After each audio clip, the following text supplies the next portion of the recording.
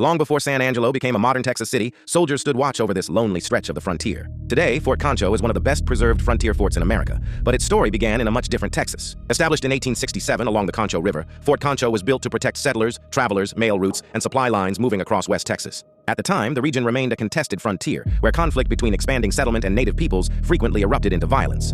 For more than 2 decades, soldiers lived and worked here under difficult conditions.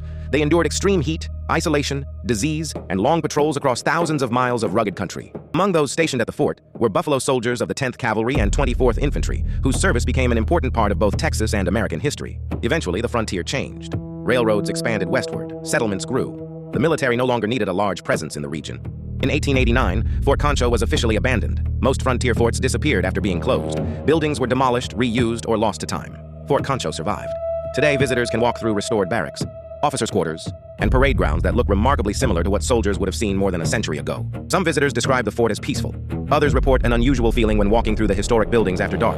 Over the years, stories of unexplained footsteps, voices, and apparitions have become part of local folklore surrounding the site. Skeptics point out that old buildings naturally inspire stories, and that historic places often feel different simply because of what occurred there. What is certain is that Fort Concho witnessed thousands of lives, countless journeys, and a pivotal chapter of Texas history. The ghost stories may be debated, the history is not. And more than 150 years later, Fort Concho still stands where the Texas frontier once began.